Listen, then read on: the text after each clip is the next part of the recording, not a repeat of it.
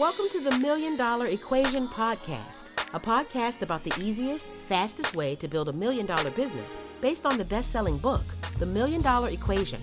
If you love business, each episode reveals all of the core fundamental essentials for growth. Now, here's your host, Richelle Shaw.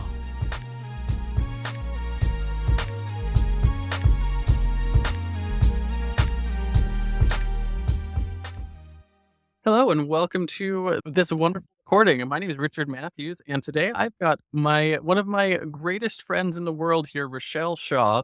And Richelle she is a powerhouse in the business community. She is the author of The Million Dollar Equation, and she is the host of her own podcast called The Million Dollar Equation. And she is one of the people that I have learned the most from over the last, 5 or 6 years in growing my own company. So Richelle, tell me what's new in your world today. Hey, gosh, what's new? What's new in the world is that it's going to be the 12th anniversary of the Million Dollar Equation.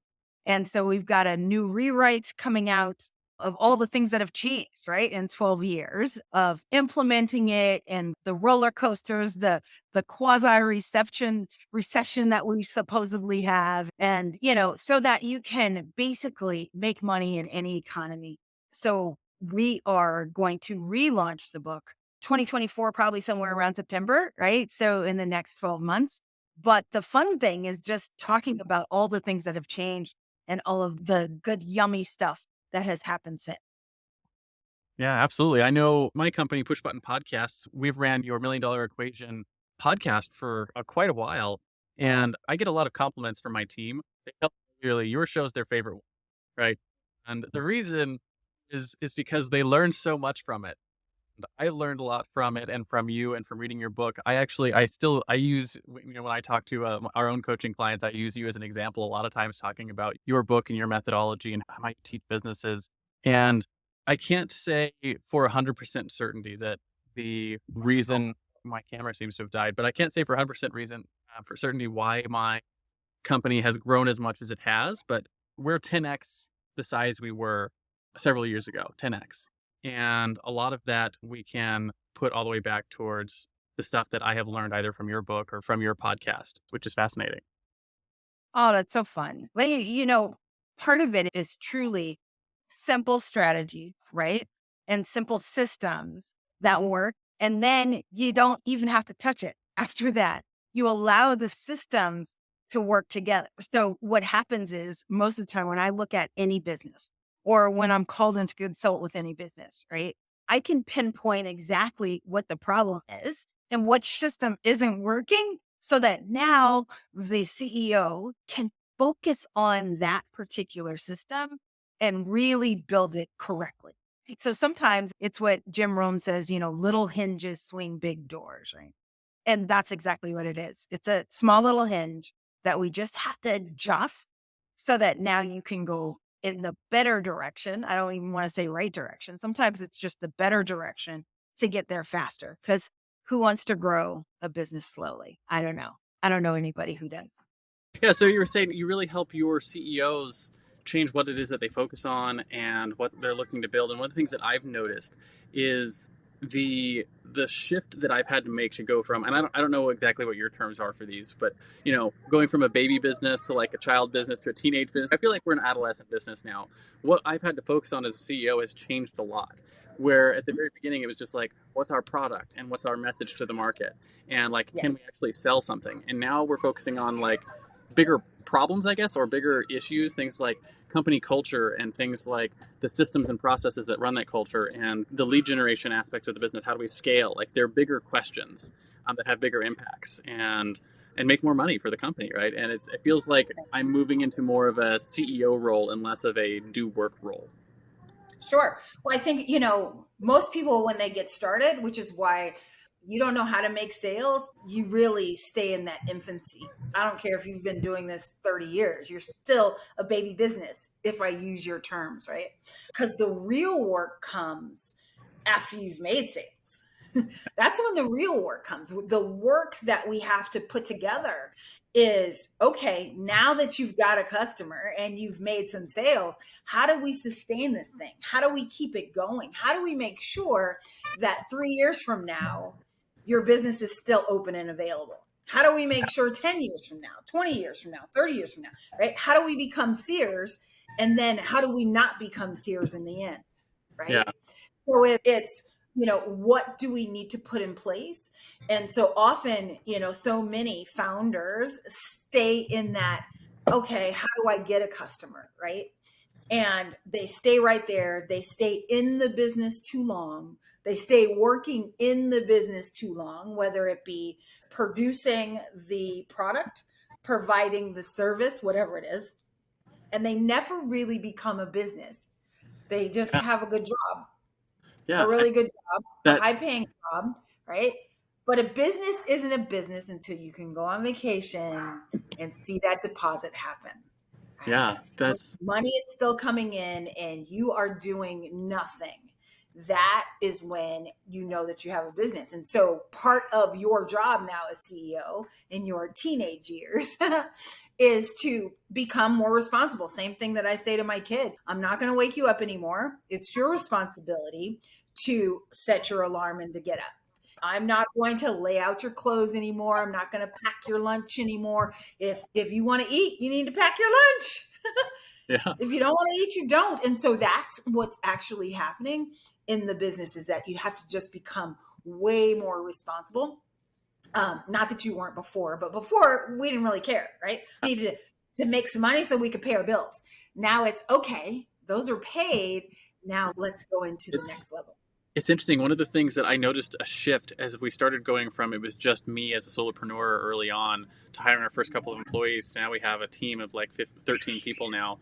That one of the numbers that I pay attention to, and I don't know if it's a number you're supposed to pay attention to or not, but it's a number I pay attention to, is the number of people who eat around the dinner table because of the payroll that our company invests in, right? And that's our staff and their family members and their children. And I know that number, right? And it's a lot more than the employees that we have. And I think about that every single day. I'm like, if we don't do the right things, all of these people don't eat, right? Yes. And how do we, because to your point, that's that responsibility. We have to have more responsibility, and we have to make payroll every week, or every other week, right? Because we're bi-weekly. But the point remains the same, right? You have to make those things, and it shifts from, I need to make sales to pay my bills, to we're making sales to continue to provide for the families that rely on our business, right? And that's not just our staff, but it's also our clients as well, and the people who rely on the value that we provide. And like, it just feels more grown up, and your responsibilities as CEO change. And they change into a higher level of things that you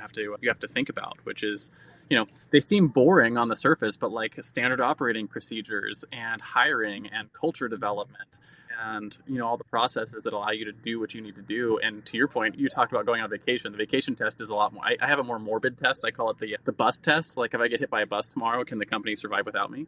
Right. And that's, yeah. And can it thrive without you? Right. Part of it, and I will say that I'm so proud of you. Like, every time you say that, I just want the world to know how proud I am of this dude right here, right? Because when I met you, it was just, and your beautiful wife. And I don't even think you had all the kids that you had. Like, you didn't probably not. all of them, right? And so that's when you know that things are good too, is you start adding mouths to your own. Right? It's like, hey, when things ain't good, you're like, oh no, ain't no babies coming. Right?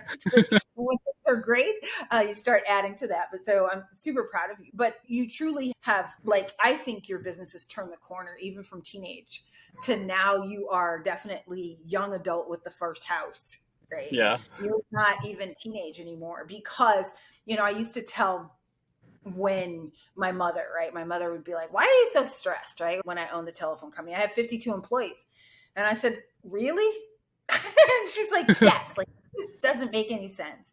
And I go, well, because if I don't do what I do, 185 people don't eat. Yeah. It's a lot. 184 people don't eat. And she just would look at me like so strange, right? Because she was always an employee her whole life. And she's like, why would you take on something like that? Like, that doesn't make sense. Like, you need to get rid of some of those people, you know. And I now embrace her scolding as she just didn't want me to be stressed and overwhelmed. Right. Yeah. She wanted the best thing for me. And that was her way of giving it to me, is saying, stop that, you know, but instead of, okay, go get them. I'm really proud of you. So, you know, even from, we talked about, you know, even the inspiration for the $1 million equation, right? Is that I had built this $1 million business. We went from 300,000 to 36 million. Whew. So that's a big leap, right? And all of these people and 7,000 square foot facility and a $500,000 switch that the calls were going through. And, you know, my IT people back 30 years ago were making over 6 figures. Like, it was a lot. My payroll every 2 weeks. I can't even describe that. My carrier bill to the different carriers that I use, my highest one was over $1 million a month. Yeah. So, you know, when folks say that their Facebook ad, I go, knock it off. Hush. Don't tell me about it. Like, it's so minuscule compared to what I had to pay. Even when I rebuilt back, I lost it all after 9/11. And then I rebuilt back my $1 million business in 5 months. And everybody's like, well, how'd you do that? So it's by implementing the $1 million equation, right? And so during it, when we talk about it and when we put it all together, it is about making sure that you take the systems, you implement the systems, and you let it ride. So there was no internet back then. So I'm dating myself, but I look cute though still. So that's okay. I think so. And I was super young, right? So I was doing all of this at 27, 28. I owned my multi-million-dollar business before I was 30. So all of this is going on. I am still a wreck, right? I'm not an adult. I'm an adult, but I'm not an adult. I hadn't processed any of my trauma. You know, none of the things that I tell CEOs to do now, like go to therapy and do what makes you happy and all of those things. But I still had to pay $500-$600 per ad spot that I was spending on the radio. I don't even know who sees it. I just had to take the calls that came in. Yeah, you couldn't track it back then. No, I was getting, here's how I tracked it based on the number of calls that I would get per month, right? And so to make sure I could track it, instead of when they called and said, hey, you know, how much is your phone service? I would say, oh, well, I'm not sure if we provide service in your area. How about your address? And they give me their address. And I go, oh, and as I was talking to them, okay, well, I'm looking at, what's your name? And they'd give me their name. So now I had their name and their address. And now I could follow up. Right? Yeah. So all of the things that we talk about, which is step number 4 in the $1 million equation, is what your follow-up is. So once somebody raised their hand, I figured out how to do direct response enough back then to have them raise their hand and create this follow-up buy or die thing, right? So even when I look at businesses now and I come in, it's like, oh, okay, so you had this person on your list. They didn't buy in 90 days and you purged them? Yeah, because we're trying to keep our email costs down. I tell people regularly, it's buy, die, or unsubscribe. Those are the 3 options. That's it. But you don't, maybe you don't leave them on the tier 1, but you don't delete them. It's like you got. I just shake my head. The fortunes in the follow-up. That's what they say. Thank you so much for listening to my passion project and the $1 Million Equation podcast. Love what you're hearing. If you like it, I love it. So click the subscribe button to get each week your new favorite episode.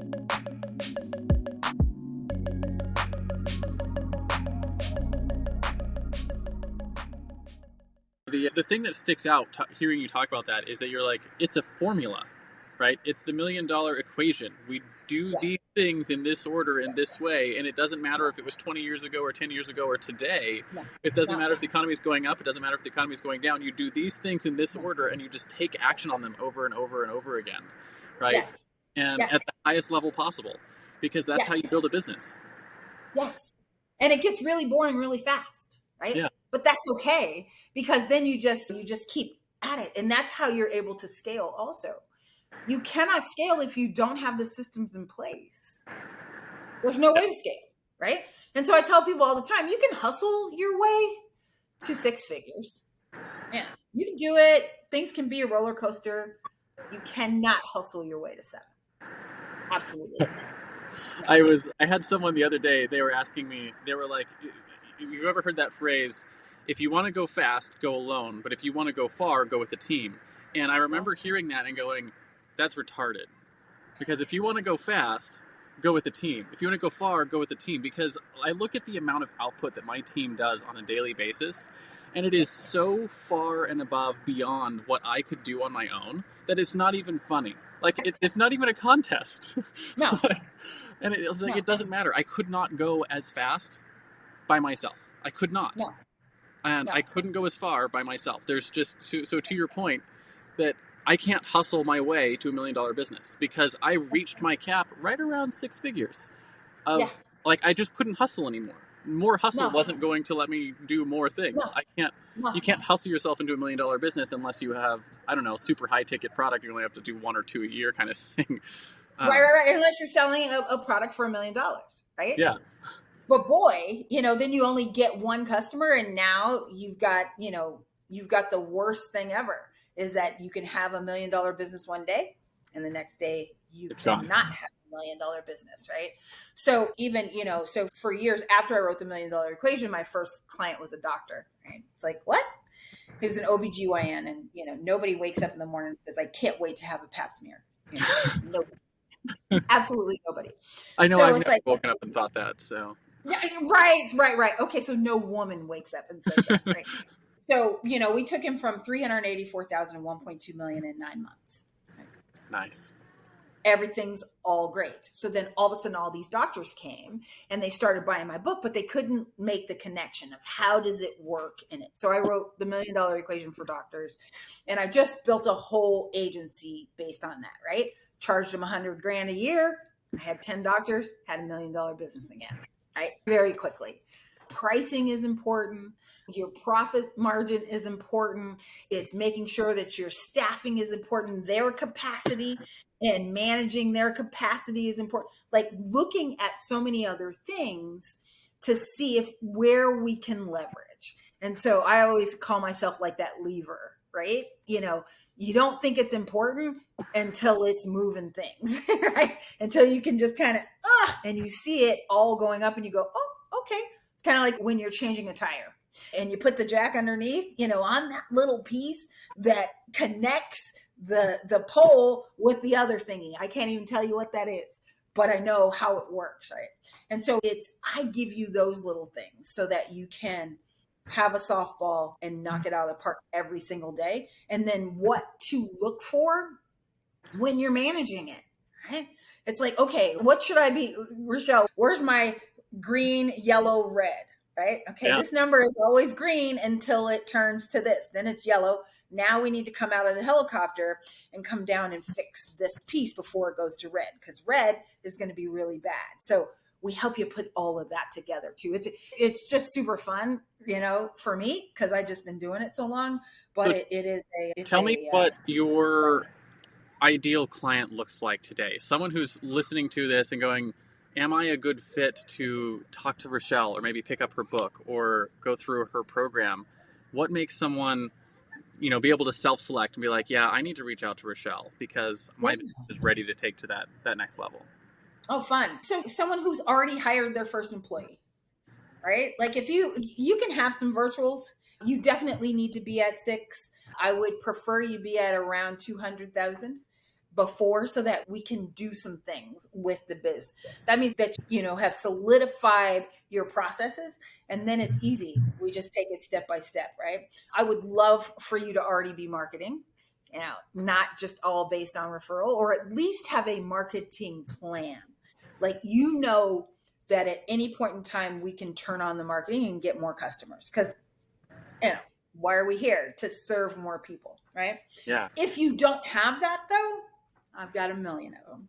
So I can definitely help with that piece. Where probably my sweet spot is, is the $1 million. If you're at the million, yeah, let's go get, and then I can like show you you can. how to go get 10 really fast, really So, quickly. so if you're under 10, you're like that 200,000, 250,000, you got a couple employees, you got good processes in place, you have an idea of what your marketing is, or maybe you got a solid marketing plan, which it sounds like we're just past that. So we'd be a good Yeah. fit. But it's like all the way up to the $1 million, you're like, you can help them grow to the $1 million. And then once they hit that, then that's where the fun starts. The fun starts at how do you go from 1 million to 10? Yeah. Yeah. So Because I will tell you why. That 500,000, 750 to the million is painful. It's yeah, painful, right? And what's painful is because now we're really testing your processes yeah. and we're trying to get them to break, and they break. And you got to fix them. You got to put the work in. Right. So it's expensive, as well as you're not going to take out as much for you, because even as you are training new staff, right, that's expensive. Teaching them to be you, teaching them to be 80% of you, making sure that we can expand. That's where the hard part is. And so 300, 350, that's like you're going to bed early, you're enjoying your wife. Yeah. That 550 to 800 is, it's painful. It's just painful. And so then you It's start the growing thinking, pains that go into the next level, right? yes, you start thinking, well, I want to shrink back, instead of just let's be uncomfortable for a little while. And you really need somebody to white knuckle it with you and to hold your hand and to say, hey, look, this is exactly how that works, Richard. This is exactly how that works. You're okay, right? You're okay. Here's how we fix it for the next time. And here's how we keep going. So I think I just randomly said to you earlier is that, there's in 30 years in business and in the coaching business space for the last 20 years, coaching consulting, I don't think there's anything that can happen to you that I have not experienced, from, the IRS seizing all your money to, I got it released, by the way, all the way over to, employees creating a mutiny.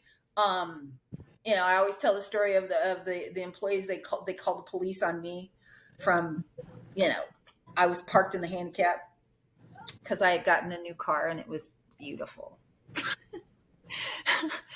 And but that's again, one of the things that we talked about pre-recording was it's really important that when you are winning, that your employees feel that too.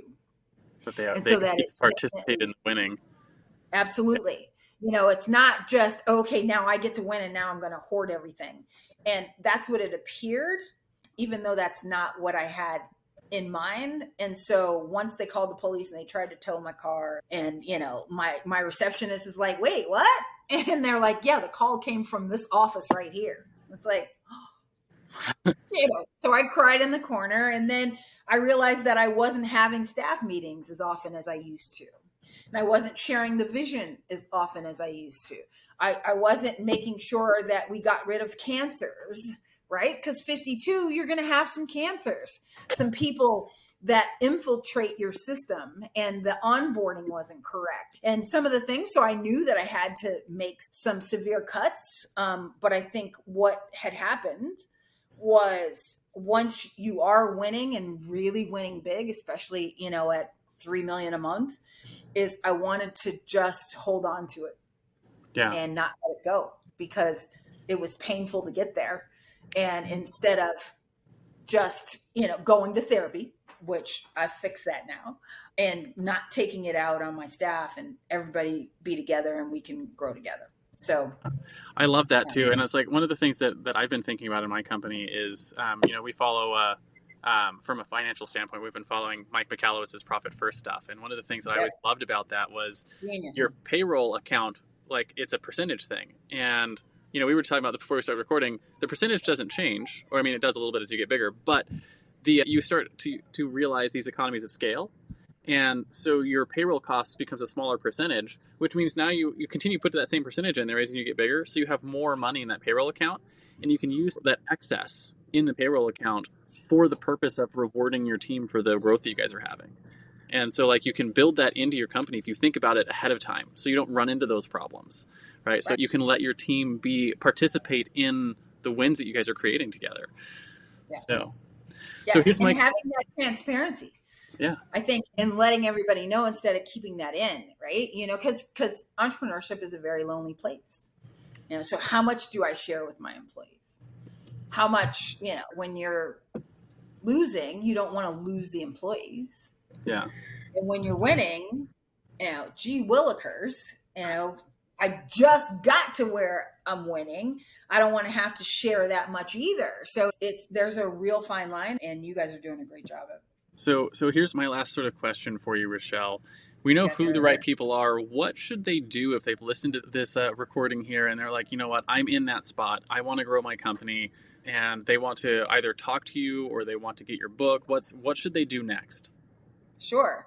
Well, I always say, you can find me on social. It's Richelle Shaw, at Richelle Shaw, right? On all of them. My father's name was Richard. I was supposed to be a boy. Or Rich Girl, right? Richelle. So it's Richelle, Shaw, SHAW. So they can find me anywhere and send me a DM. I actually personally respond to my DMs unless you're creepy, and then we kind of take care of that. But yeah, my books are on Amazon. The new one is coming out. If you go to RichelleShaw.com, there's a place that you can opt in and you can get on my email list, and we'll have some fun over there too. And you can hear how this process is going, the things that I would change in the book, especially the order of things. Hindsight is 2020.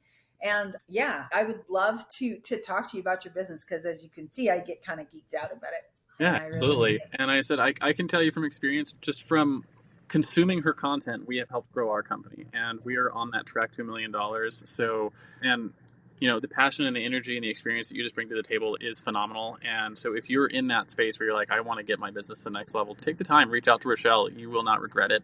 Also, she's just a cool person. So there's that goes along with it. Richelle, thank you so much for doing this recording with me. Hopefully this is, really helpful for you, and hopefully it helps the people who see it to know that, hey, people have been here, they've done that. This is not like entrepreneurship. I know they say it's lonely, but it doesn't have to be, right? This is a story we can tell together, and a story that we can work on together, because people have been there. And if they've been there and they've done that, they can help you. Richelle's one of those people that's been there and done that, and she can help you get your business to the next level. Yeah. Oh, that's so fun. I can't wait. I can't wait to see what the next year has for you. You're just going to keep crushing it. So I'm just so damn proud of you. Well, thank you, Richelle. Appreciate it. You're welcome, my friend.